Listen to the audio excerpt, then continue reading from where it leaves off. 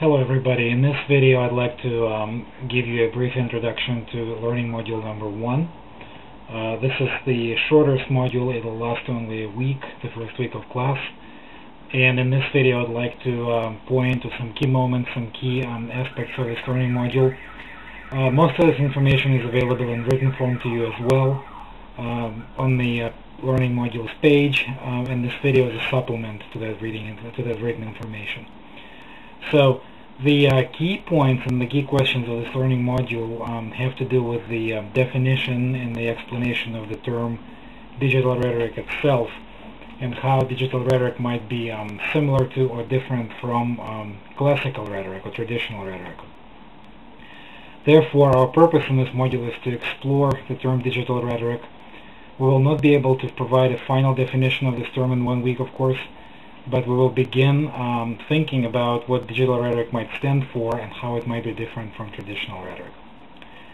In order to accomplish this goal, we will read several article-long pieces, the first two being on traditional or classical rhetoric, and the remainder of these week's readings have to do with digital rhetoric.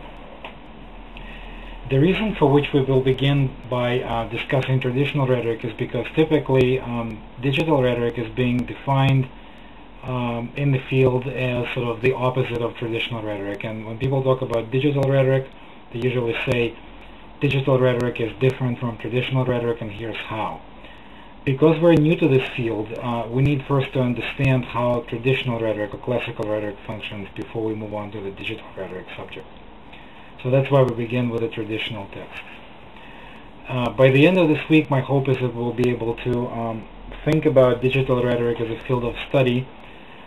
There is no one single definition. There are some key features that people talk about, and I'm hoping that by the end of this week we'll be able to recognize those key features of digital rhetoric and be able to talk about it in a way that makes sense to us and to others. The writing project for this first week will be the series of 4 blog posts based on the assigned readings. And if you go to the deliverable page in this module, you will be able to read a very detailed description of that project. As always, if you have questions, please post them right away in the forum, in the help section, and we'll try to answer those questions.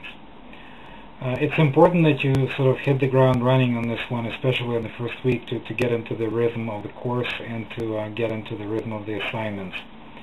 I think the schedule, you'll find the schedule of the assignments this week rather doable. There will be something due on Monday, something due on Tuesday, Thursday, and Sunday. This is sort of not very typical of the remainder of the course. I'm front-loading the course a little bit. In subsequent weeks, typically we'll be doing 2 to 3 assignments, not 4. But bear with me, because this is a short unit. We need to cover a lot of ground, which would allow us to get into more details later and maybe slow down a bit. So again, if you have any questions, please post them in the forum. I think you will find this unit useful and helpful in defining the term digital rhetoric and defining the field of study for this course. Thanks a lot, and have a great time working on these assignments.